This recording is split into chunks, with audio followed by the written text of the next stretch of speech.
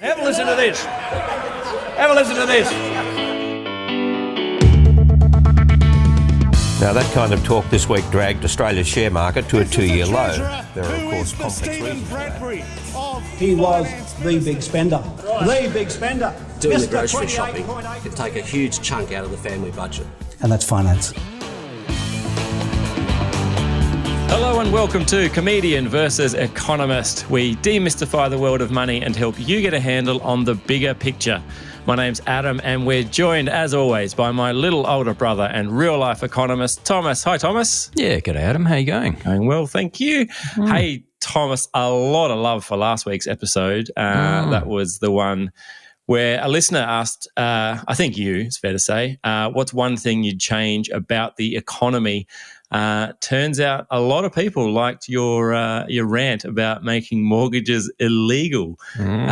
So that's exciting. If you did enjoy it, why not share that episode with a friend or colleague and spread the CVE love and stop hogging it all for yourself. So, yeah, I guess that's some original thinking of yours, Thomas. I'm not sure where we go from here. I'm interested to hear your views on folding versus scrunching toilet paper, for example. I think that's probably a logical next step. I do have a few hot takes on that. I did notice that a couple of people emailed in and said they wanted to know what you'd change about the economy if you had the chance. I'm glad you asked, Thomas. Finally, people out there, they've skimmed the surface and now they want to really dive in. Look, this might surprise you, Thomas, but for me, I'd tackle tax reform. Come on. It might come. Hear me out, right? Yeah. What you got? There's a luxury car tax I found out, right? Not because I'm in the market for one. So there's a luxury car tax, and I was thinking, we've already split the CPI basket of goods, right, which we've learned on this show. We've already split the goods into essential and discretionary. Discretionary. So I'm wondering why we couldn't just extend something like the luxury car tax into like a luxury goods tax and apply a tax to discretionary luxury goods over a certain value. Now, the reason I'm thinking about all this is because Anna and I recently celebrated our 10-year wedding anniversary. Happy anniversary. Love you. And I thought I'd get her something nice. So I went to the jewelry store and I thought I might buy her a bracelet. And I thought I had no idea what to expect price-wise, right? I thought probably 10-year anniversary. I thought a few $100s should get me something nice. Turns out a few $100s gets you not much in the jewelry shop. As soon as I mentioned hundreds, they weren't even letting their own staff help me anymore. They were just getting other customers to see if they had anything secondhand that they were looking to offload. Really? Just ushering me to the back of the store to show me some high quality zirconias. But the thing was, I was blown away by the price of jewelry in the jewelry store. Like a diamond bracelet, for example, right? $20,000 to $30,000 in some cases for a diamond bracelet. Wow, right, okay. And I'm thinking, we're in like a cost of living crisis. People are struggling to pay rent, struggling to do all sorts of things to make ends meet. I figure if you've got $30,000 to spend on a bracelet, then we could probably tax that somehow and then take the proceeds from the tax and put it towards something like, I don't know, something more worthwhile like public housing, hospitals, podcasts, etc. I don't know. I'm keen to get your thoughts. Could we take the luxury goods tax, a luxury car tax, and instead of a car, we say if you're going to spend $50,000 on a Rolex, make it 1%, right? That's $500. So it goes back into the kitty, and we say any money that we make from that, we just spend on worthwhile endeavours to help people. Yeah, look, I'm just going to guide you to the back to the chat room. We're going to have a chat to some of the listeners. Right, I want to spend my time on that one. I value your input, but thanks. Might let someone else handle that one. Well, we talked about this a little bit. I was thinking about it because a couple of weeks ago we were talking about boomers, right, and their spending habits. I talked to Dad today actually, and he reflected that was exactly right. He's spending up. Is he? Yeah. He's not slowing down. He and Robin having a great time. Yeah. Yeah, and so if Dad's out buying jewelry and stuff and buying fancy things, discretionary fancy things that he doesn't really need, why can't we tax those things? We know we've got a definition for essential versus discretionary. Yes, it's a statistical definition. Perfect. That's all we need. Don't overthink it. Yeah. I mean, okay. Let's assume we can do that. I think that's right. I mean, but like as we're saying in the spending data, discretionary is already tanking. Your base shrinks as your economy is shrinking, which is. No, but discretionary is shrinking because people can't afford it, right? Yeah. So the people that can't afford discretionary anymore, they're already stopping their spending. The problem is there's a bunch of people who are not affected by by interest rate rises and all the other things that we're doing to curb inflation. People are not affected by that. So how do we kind of skim a bit off the top of what they're doing? And we say, if you're out buying a $50,000 Rolex at the moment, then or a $50,000 bracelet, whatever it is, then we're going to tax you a little bit for that because you're kind of having a good time while everyone's having a really bad time. Yeah. I mean, what you're describing is a progressive taxation system, progressive in the sense that the more you earn, the more you pay, or the richer you are, the more you pay. Typically, that progressiveness is built in at the income tax level. So the more you earn, the more you pay. I guess you could go over and tax it, have luxury goods at certain things. Are you talking like as a cyclical management tool? Like I don't know what that is. I mean, you're trying to manage the cycle. You're not just having it in there all the time. Yeah. It might be temporary. So it goes up and down. So the RBA gets together and says, okay, tax on anniversary jewelry this week's going up to 12%. kind of thing. Yeah. Basically. I mean, sure. Because income doesn't work, right? Why not? Income doesn't work because the boomers and whatever, they don't have an income. They're just they just don't have any expenses in the same way that other people have got rents and mortgages. They've paid off their house. They've got superannuation. And anyone who's in that really good financial position and is out spending at this kind of time exorbitantly, like don't tax a new Nokia from the servo. Like that's a clearly an essential. That's a phone that you need. But if you buy the top level, if you buy like the gold-plated iPhone that's made in Saudi Arabia or whatever it is for $40,000, then I think there should be some sort of tax that could be applied to that and say, well, that's a lavish spending that goes against what we're all trying to collectively achieve here. Some people are skipping meals. It's not really cool for you to be, getting some new bling. Spending a house deposit on it. Yeah. I'm all for it. Like, anything to make the system more progressive, I'm all about. Yeah. Ship it. Let's go. I didn't end up buying any jewelry, by the way. I just went with a bottle of wine and a Haig's peppermint chocolate frog. I love you. And I took a bit of each because after 10 years I've learned that marriage is about give and take. And so I gave and I took. All right, look, we're going to get into today's show. Massive show coming up. As always, house prices are crashing and New Zealand is in a recession, forcing the All Blacks to officially rebrand as the All Reds until things get back on track. To work from home or not to work from home, that is the question. Again, is your stream still strong a month on from Netflix's password sharing crackdown? But first, Thomas, I loves me some economics jargon. You've got not one or two, but three new jargons for us. What's the first one? Yeah, well, the first one is a duck market, which I hadn't heard before. But so it sounds like autocorrect gone wrong again. some angry investor. You know what? Duck markets. I'm sick of them. Yeah. No. So we've got bear markets and bull markets. So we just came with the S&P 500 in the US has just entered a bull market. It's now up 20% since its it troughed back in October 2022. October last year. So the bear market's over and we're now in a bull market. Right. Yeah, and interesting. I saw an interesting stat. CNN has a fear and greed index. It hit extreme greed on Thursday. You know what would help that? Tax on luxury goods.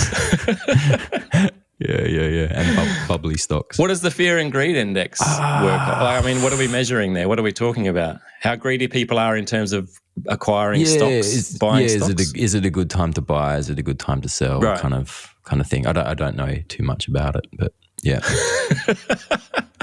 Where is he now? Yeah. Look at how that worked out for him.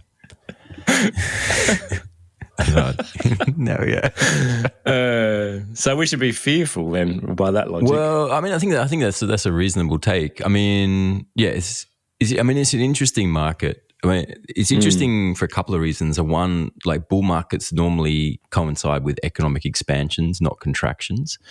And we're the US economy still looks like it's on track towards at least a mild recession or, something pretty close to it, even if they don't technically get there. Yeah, so that's sort of interesting. But the other thing it's interesting is it's just how unbalanced it is. Like it's still all tech and all AI. So it's really like it's a kind of a .com. People are kind of starting to compare it to the .com boom, right, or .com bubble.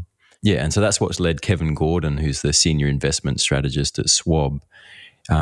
He's saying it's a dark market, meaning that it looks nice and calm on the surface, but there's a lot of frantic paddling going on beneath the surface. Right. I thought he might have meant that the duck market was that it was starting to show some quacks. It's a quality pun. You don't get puns like that on any other podcast.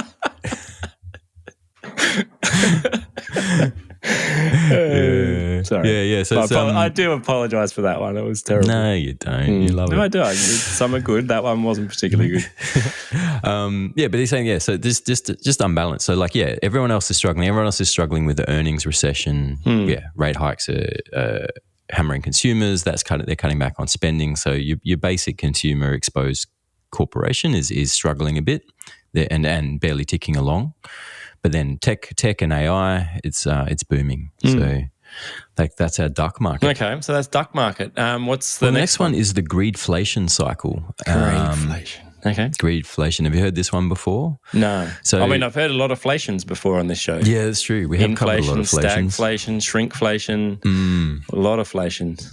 I haven't heard greedflation. Yeah. So Albert Edwards at Societe Generale, who's does a lot of great writing, a lot of great thinking. But he's making the point, which is sort of made elsewhere, that when you break down where inflation has come from and the component parts, you can kind of break it down into wages and sort of profits. That's what creates prices. Right. So if prices go up, either the costs go up, which either the cost of your components, your wages bill, or your profits. That's what makes up a price. Does that make sense? Yeah. Let's say yes. Let's say yes. And so if you look at wages aren't going anywhere. They're not. They're sort of up a bit, but they're not really contributing to prices. And saying what companies have done in recent times is they've used COVID to rebuild profit margins, and profit margins have gone up, and that's what has pushed prices up. On top of the cost of components, there's also been a margin rebuild. So companies are taking more profits, increasing prices, increasing their margins, and that's what's driving. That's part of the prices story, and he calls that greedflation, or that's been called greedflation. Right. And this is interesting in the Australian context. Like even the RBA's Phil Lowe was out recently saying, wages are a problem. We've got to make sure wages don't get out of hand. But it's not wages that are driving prices. It's particularly in Australia, it's really, the energy sector sort of really skews the results on that. But to some extent, and that's not I'm sure it's even a bad thing, that the companies have seen the writing on the wall, they've seen where the economies are going, and they've taken the opportunity to rebuild margins. Are some people cashing in on, because that happens too, doesn't it? Like, are they cashing in on inflation and the inflation story and just going, we could, our prices are going up because of inflation. Why don't we add a bit extra? Everyone's okay with the concept and kind of accepting of higher prices in this climate. Yeah, so why don't we just yeah. add a bit extra, add a bit of fat? I think that's right. They can get away with it, so they are doing it. Because no one's going to call out a company at the moment and go, "Can't believe you're raising your prices." Everyone, because every company will just have the same stance. They go, "Inflation, deal with it." Yeah, I think that's right.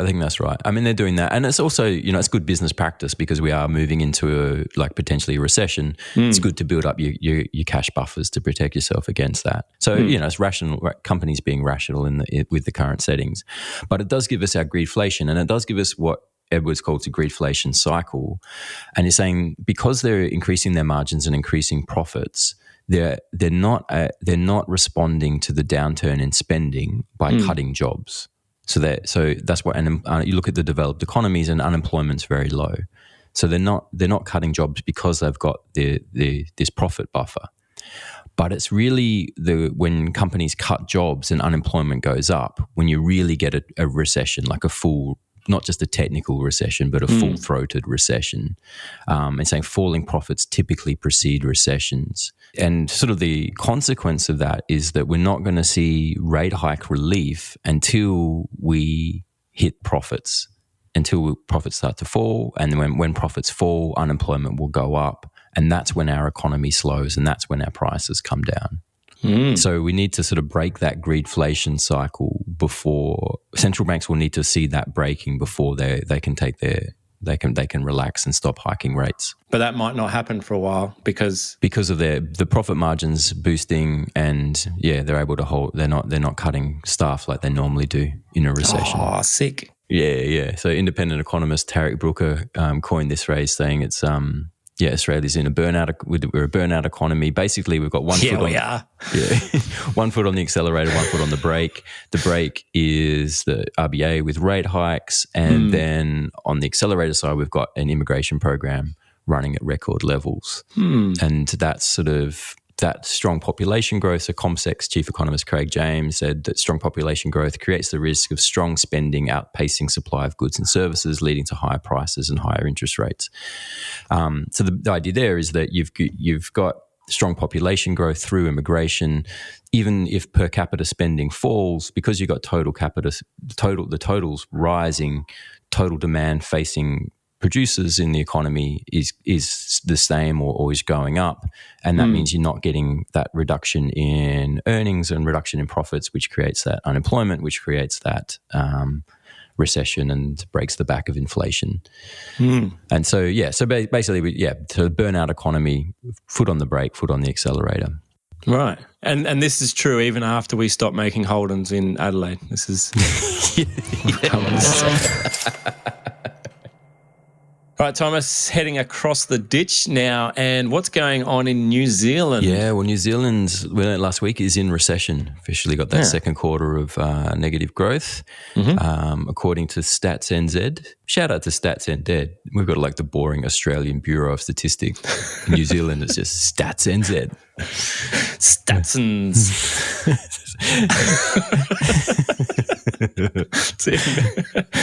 I think that's how they like you to say it. Yeah, right. That makes more Where sense. do you work? I work for Statsons. Yeah, so the March quarter was cyclone affected. So I had Cyclone Gabrielle in February. So that did impact on things, but definitely things are slowing.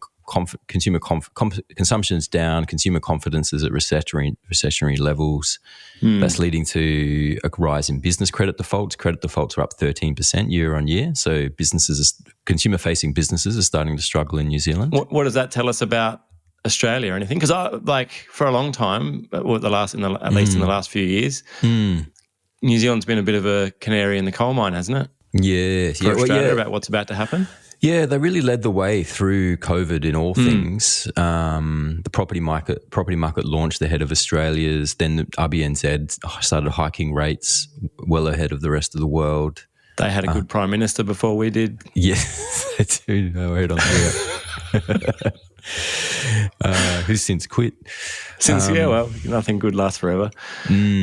And then their property market was the first to turn and fall. So so it is interesting. It does make you wonder: is this where Australia's heading? I mean, it's interesting. So they've hiked rates now like a full 5.25%. since September. So like a super aggressive hiking cycle. But for all that, inflation's still at 6.7%. So still tracking pretty much similar to the Australian profile. So inflation's, on its way down, sort of, but it's not coming down very fast. So that's got to be a bit concerning. So you mentioned house prices. What's happening? Because house prices in Australia have taken a turn for the up, haven't they? They're on the way up. They started heading up. So what about New Zealand? Well, they're still falling. Still falling. Still falling. So they're now nationally down 18% from their peak last November. Auckland's down 23%. Wellington's down 26%.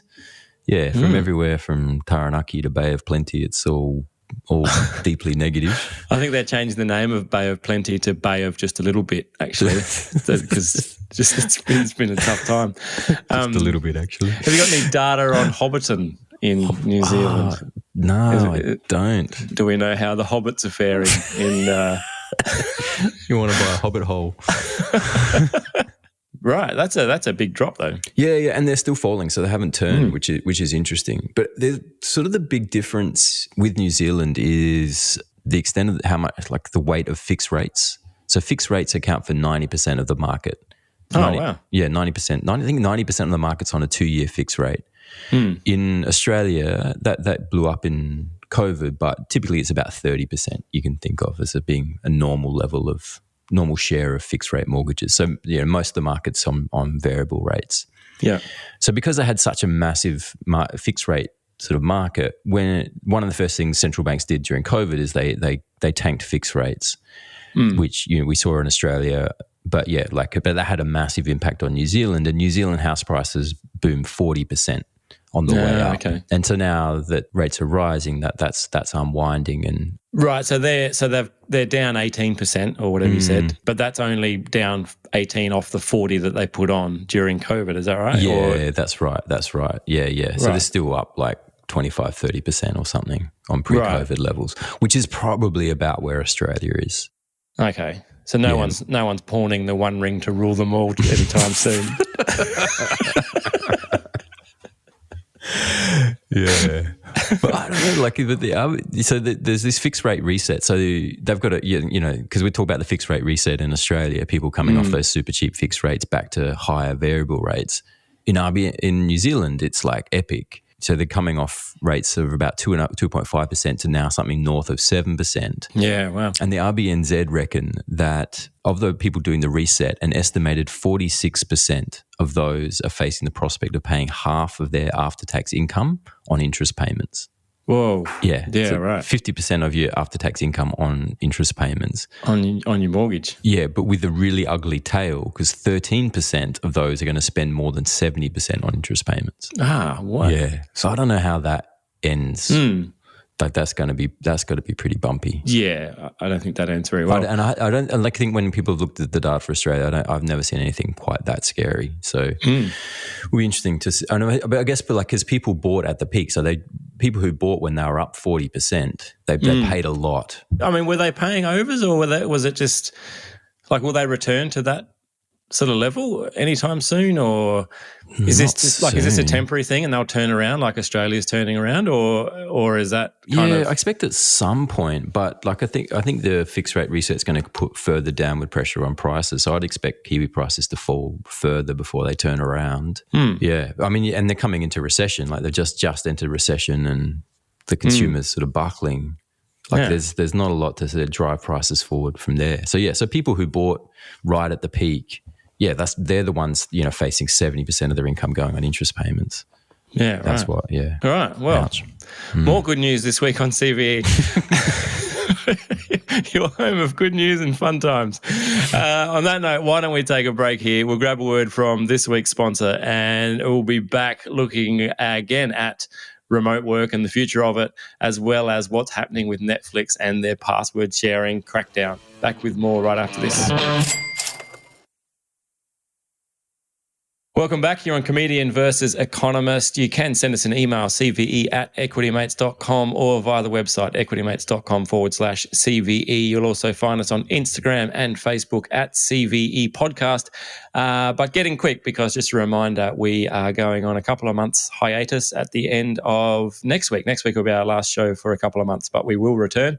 Thomas, I hear Silicon Valley has gone sour on remote working. What's the scoop? Yeah. No, I've got a couple of pieces this week which caught my attention, but we know about the CEOs, calling off workers back to the office. Amazon, Lyft, Uber, all the tech companies are calling people back. We knew about that, but what we didn't know, what I didn't know, which I've learned, is that the venture capitalists in the space have gone off funding for startups that are remote focused. Or remote first. Yeah. So Keith Raboy is the general partner at Founders Fund, one of the big VCs in Silicon Valley. He's saying that they won't invest in a startup that's remote focused. Is that just because they're being more selective generally about where they're putting their money now? Like it's the free money's finished, quantitative easing's long gone. What do you call it? Money printing. They're just having to be more careful, and so they're just spending less. Or? No, I mean, I think like at that level, they take a good look at the corporate culture and governance. Unless it's a crypto firm, obviously, like FTX, whatever. But no, you look at how the business is run. That's a big part of whether you choose to invest. What they're saying is that younger workers miss out on that, on the learning. You don't build a corporate culture, and you're really hamstringing yourself. And so they just don't invest in. I think that's huge. I mean, I started work at my current job during COVID, at the peak of COVID, and that was really difficult to start at a new company. Whether you're joining a company for the first time as like a first, you're starting your work career, or you're just transitioning and joining a new company. If everyone's remote, really hard. Like compared to where I'd started my previous job before that, before COVID, where you just kind of get in and everyone's around and you meet people and you say good day, and you have the old story about the actual meeting happens before and after the meeting, it really changes the dynamic and makes it a lot more difficult to start at a company, I think. So that's that's fair. To me, that says the tide has turned on work from home. Even Sam Altman from OpenAI saying, the experiment is over. The work from home experiment's over. So we're all going back to the office full time. Is that what we're saying? Like that's where we're headed? At least I think majority. Like they're not saying that they don't fund like any level of remote work. It's that if they're remote only or remote focused, they don't, or remote first, then they don't invest in them. So like I was thinking, like when Amazon calls everyone back, I thought, they've got their existing practices. It's easier to bring everyone back rather than change all your practices. Maybe that's what's driving it. But they can ship them back in. It's a lot cheaper for Amazon too. They've already got the infrastructure. They just send out a van to collect people. You can get them in 4 hours. It's no trouble for Amazon. They've already got the system drone set just up. pulls you out of bed.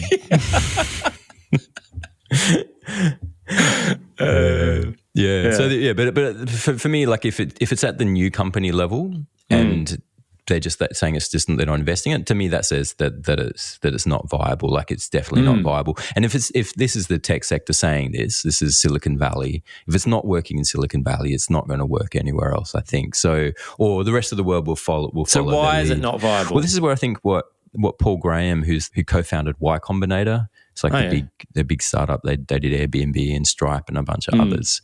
He's saying that we got fooled because we added remote work to existing corporate structures and to existing networks that had been built up through location-based work.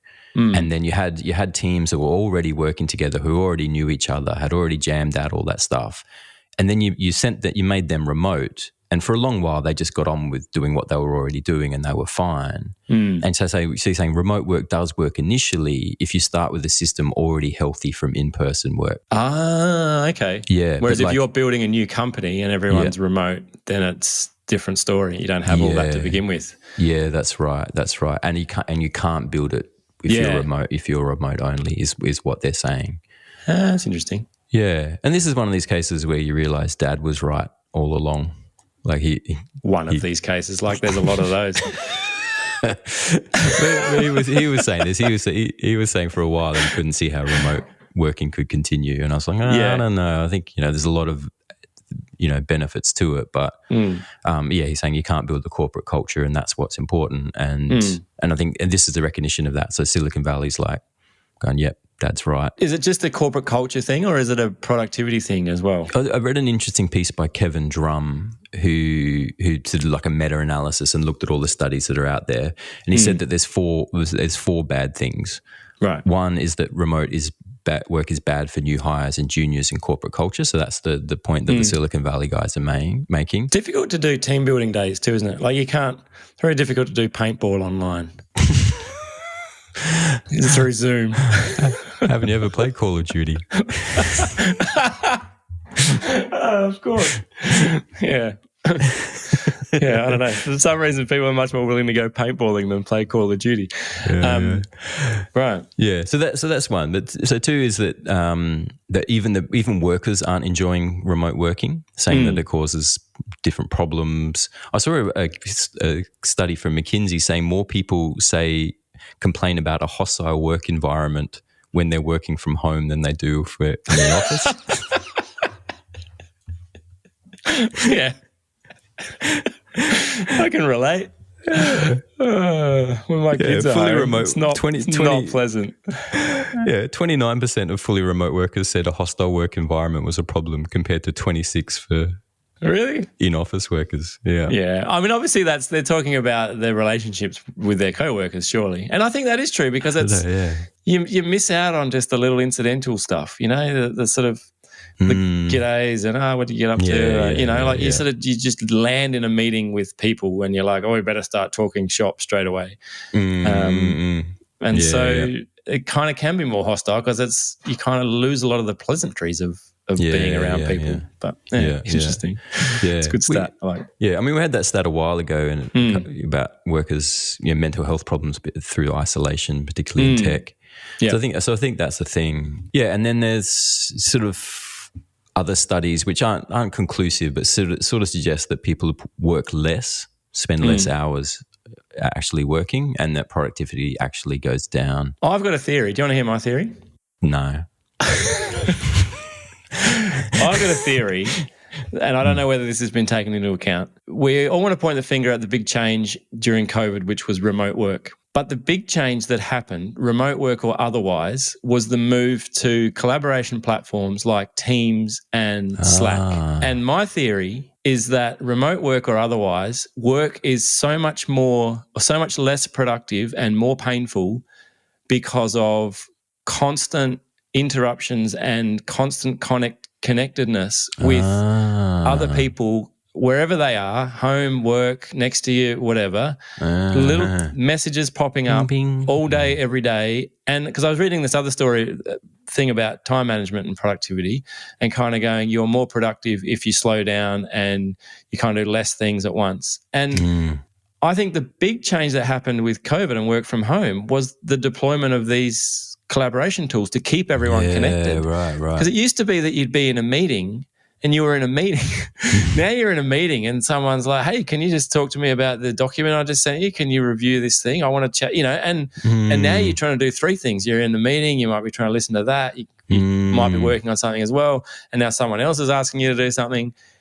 And those tools exploded at the same time that we sent everyone home, and we haven't reined those tools back in. Right. Microsoft have done some stuff like they came up with a virtual commute to, give people time in between finishing work and being at home. I don't know what people did in their virtual commute. They just sat in their office with some headphones on and stared at, you remember that SBS train journey from Alice Springs to Darwin where they just stuck a camera on for 14 hours of train journey? I don't know what it was. But so we started to come up with those kinds of solutions and focus time and all these sorts of things that no one respects. No one goes, Adam's focusing, I won't bother him now.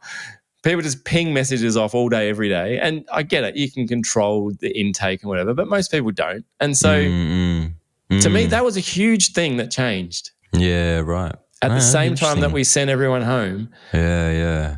And we haven't rolled any of that back. We're not. And if we bring people back into the office, if we did do that and we did that on scale and en masse and bring everyone back, then it'll be interesting to see what happens with those tools and whether I expect that they'll just continue being used, right? Because we need GIFs and memes in our workday, obviously, and you can't get that in a conversation. So,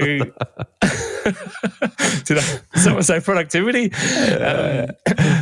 So I don't know. That's my theory on why that maybe this isn't actually a work from work or work from home story at all. It's the introduction of tools that just bombard people all day, every day, wherever you are. Yeah, well, it's another case of tech creating a problem by trying to solve a problem. True. So what's the solution? More tech. Someone. Yeah. Well, they reckon more commutes. tech. We just got to stop it. Just stop tech. All right, finally, Thomas, on the show. Earlier in the year, Netflix announced a crackdown on password sharing. How's that going? Yeah, well, I saw some interesting data from Antenna this week. Yeah, saying that so in the US, Netflix cracks down on password sharing on May 23rd. Started like pushing that out. And then so the big question was what was going to happen? Were people just going to like log off and just tune out or cancel their subscriptions or whatever? But what happened was that they had the 4 biggest days of user acquisition. It's not what everyone on Reddit said. If you listen to Reddit, everyone was like, I'm leaving, that's it, Netflix. And all these people, immediately are like, it was rubbish anyway. They haven't had good content for years. It's you were still subscribing. Right, that's interesting. Their biggest 4-day acquisition. Yeah, so they had 100,000 signups a day. That was even bigger. The last peak was right in the middle of COVID, and for a couple of days it got up to 90,000. Yeah, so they've eclipsed that record, right? Crushed it. So Netflix would be happy then. I think they'd be stoked with that. Yeah, that's a good result for them. I mean, they introduced their ads version, which maybe people just jumped over to that and said, oh, whatever, I'll just wear ads for a while. But I think it's a good result, and I think they're rolling this out globally, and so I think they'll be like encouraged by that, and they'll just keep pushing on. I was going to cancel my subscription off the back of this, but then I found a show called I Think You Should Leave, and some of those things are the funniest sketches I've ever seen in my life. But also, look, I'm no hacker. I got an alert when they turned it on in Australia, and it said, hey, we're going to do this now, password crackdown. Do you want to set up a household? And I went, no. And I haven't seen anything since. And I'm curious, unrelated, Thomas, is your Netflix still working? Yeah, funnily. and totally unrelated. Totally unrelated. Your Netflix is working and my Netflix is still working, which, correlation does not equal causation. But that suggests to me that something hasn't taken effect yet. That's the thing, right? I think maybe that's it, is they announced it. There was first the announcement that we're going to do it. Then they said, hey, it's coming. You've got to set this up. And I think there's like a grace period, which maybe is why, because I went looking, as I do every week, Thomas, I researched the hell out of this show. Yeah. I went looking to see what I could find out about the impact in Australia of this password crackdown, and there's really not much out there other than the initial announcement and all the news articles around that. There's nothing kind of that people are like up in arms about, and so I'm just wondering if maybe it hasn't happened yet. Like maybe we're in this grace period where it's like you've got to set up a household. I suspect they're just. I wonder if it's just the same team rolling it out in each different country. And they're just like, well, let's just see how we go in America first, and we'll worry about little old Australia later. I don't think that's how Netflix are approaching it. I think. Well, I don't know. We're pretty small. Like I think they're just their worldwide deployment of the password cracking restrictions is some guy somewhere sitting there clicking next, finish on each country. I don't think that's a thing. Well, no, but they have to do it country by country, right? Yeah, of course. Because there's different settings or whatever in each country. And they did 4 countries first. They trialed it in 4 countries, and then now they're rolling it out globally. So they are doing it country by country, it seems.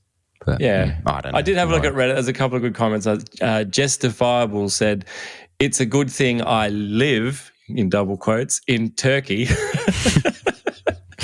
He's obviously rocking some sort of VPN setup, and that's I think the Reddit response to it. Like, there's a bit of chatter about running a VPN, like a mesh net or something like Tailscale, to make all of, like, if you and me join the same kind of virtual network and our networks sort of get routed out through the same bit, then to Netflix it looks like we're in the same household. So people are suggesting that might be a good workaround. God, but I like complex. This. Someone called supposedly at the zoo wrote, "Sure, but how do I get my grandma on my mesh net if she uses a smart TV app for Netflix?" I don't know how you get your grandma on your mesh net.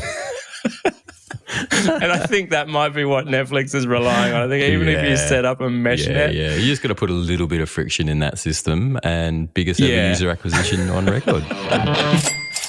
All right, why don't we leave it there? Thank you so much for joining us. Make sure you tune in next week for our final episode for a couple of months. As I say, if you have been enjoying the show, why not share this episode with a friend? If you particularly enjoyed the last one, as a lot of people seem to, then why not share that one? We don't care. Share any episode you like as long as it's one of ours. But that's it for us for this week. From Thomas and me, it is bye for now. You have been listening to an Equity Mates Media production. In the spirit of reconciliation, Equity Mates Media acknowledges the traditional custodians of country throughout Australia and their connections to land, sea and community. We pay our respects to their elders past and present and extend that respect to all Aboriginal and Torres Strait Islander peoples today. This podcast is intended for education and entertainment purposes. Any advice is general advice only and has not taken into account your personal financial circumstances, needs, or objectives. Before acting on general advice, you should consider if it is relevant to your needs and read the relevant product disclosure statement. And if you're unsure, please speak to a financial professional. The hosts of this podcast and their guests may have positions in the companies mentioned. Equity Mates Media operates under an Australian Financial Services Licence 540697.